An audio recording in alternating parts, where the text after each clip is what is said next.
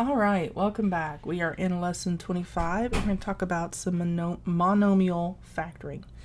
And all it is having one factor that you pull out of an expression and set to the side. It's similar to grouping, or kind of the reverse almost. So let's talk about that by just jumping into the first problem. So in 25.1, we are given this expression, and we are asked to factor it.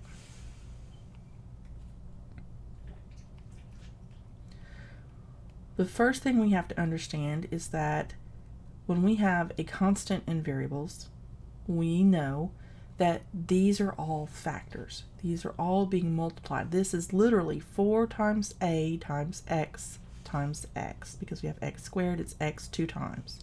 And this is literally 4 times x times y. So we can use the inverse operation of division to factor out and simplify this problem. We're going to factor it here.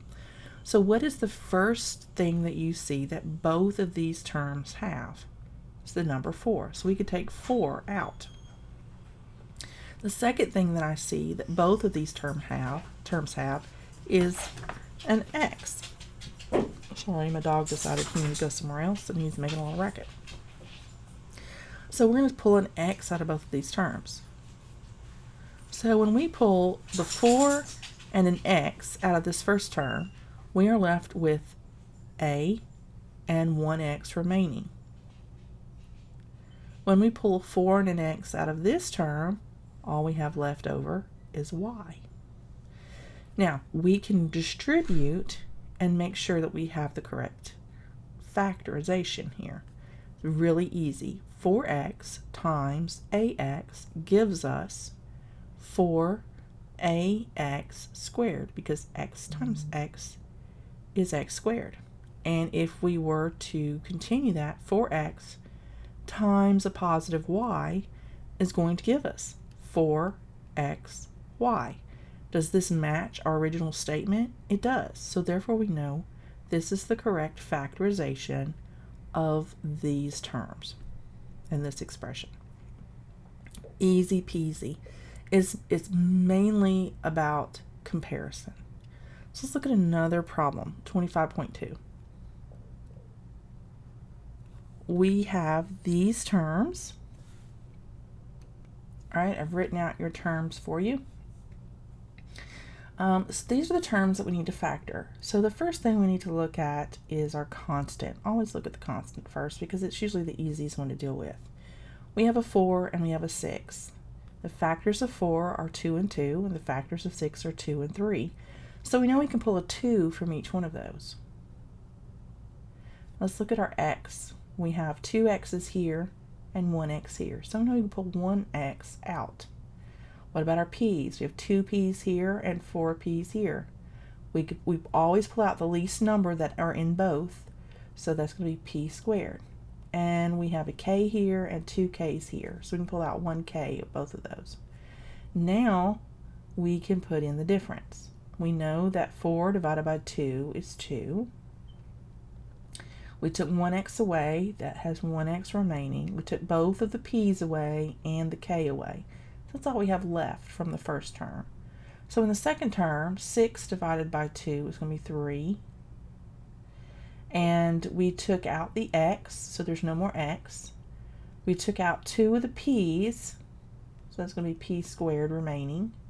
And we took out 1 of the k's, so we're going to have a k left. And that's all we have. That's all it is we are pulling out factors, dividing, and reducing the exponents based on what's left once we pull out the other variables. And all you have to do is do the reverse and multiply, distribute this to each of these, and make sure that your answer matches what you had originally. And if you can do that, then you're good. So I am going to let you do 25.3 on your own. Hold on just a second. All right, and there's our problem. Our expression, we have 4x squared y minus 2xy plus 10xy squared. So give me the factorization for this example problem. Pause the video, factor it out, and then compare the answer that I give you and see if you got the same thing. All right, you should have gotten 2xy times 2x minus 1 plus 5y. Okay, some of you may have gotten something a little different. You may not have gotten this 1 here. Now the reason we have a 1 is when we factor out a number and we take away the whole thing, we need to have a placeholder for it. And if we understand that 1 times anything is itself, then it's not hard to imagine that there's a factor of negative 1 right here times this. Okay? So when we pull out 2xy from this central term, we leave behind the negative 1. Because this is a positive number here, we have to leave something behind here as a placeholder so that when we distribute, we can put it back in its place. And all you have to do is distribute to see that you got the right answer. So 2xy times 2x, 2 times 2 is 4. X times x is x squared. And then you have a y. 2x times negative 1 is going to give you a negative 2x. Y. And 2xy times 5y is going to give you 10 x y squared, because y times y is squared, and there's only one x. So that is the same thing that we started with, so we know that this factorization is correct. All right, so if you did not get this, look at it again and see where you went wrong and correct your mistakes. And then we're going to move on to cancellation. I know cancellation is something we have already done. I'm about to clear the page. Cancellation is something we've already done, but we just need to fine-tune it a little bit. So we know if we had a fraction and it was 7 times 2 over 2, right? We know that we don't even have to do that math. We can cancel those out, and the answer is 7. We know that from experience. We know what a factor is. A factor is multiplication, and the inverse of multiplication is division.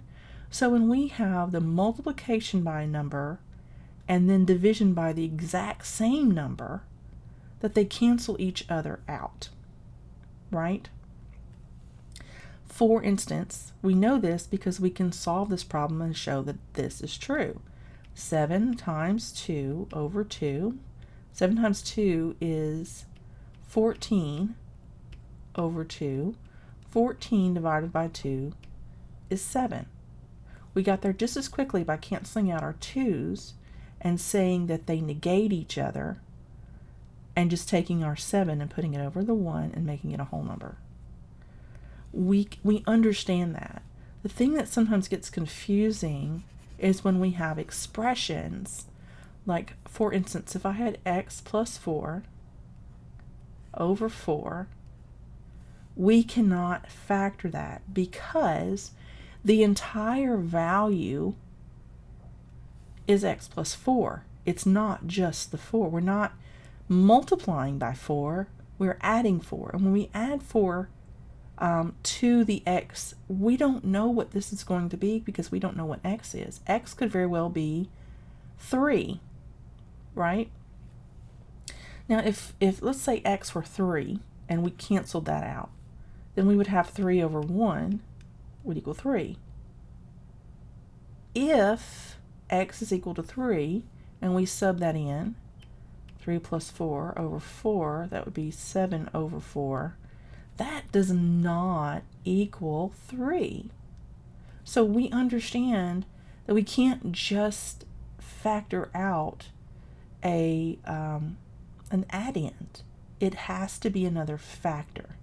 Now, if we had a situation such as 4 times x plus 4 all over 4, then we could absolutely cancel those out, and our answer would be x plus 4. Because we would say 4x plus 16 when we distribute. 4x divided by 4 is 1x, and 16 divided by 4 is 4. So that would be correct. But unless it is an actual factor, it is doing some multiplying, we cannot factor it out. That's the key word, is factor. To factor out or cancel, it has to be a factor. And when you cancel, it has to be the exact same number or variable in the top as it is in the bottom. You have to factor a multiplication and a division of the same value in order to reduce. Right? It's the same thing that we did earlier. If you have 14 over 2, we're going to factor out the 2 here and the 2 here and end up with 7. Right? Okay, so moving on, we have a practice problem. To illustrate and practice that, we have 25.4. This is our very last problem of lesson 25. And we're given 2 of them here. Okay, so we need to cancel if possible. So let's look at the first one. This one's A. And it says 6x cubed plus x squared all over x squared. Okay. And B is 6a squared plus x squared all over x squared. All right, so for A, if we have this as a divisor, if we can factor it out of the top, then we can eliminate it. We can factor it out.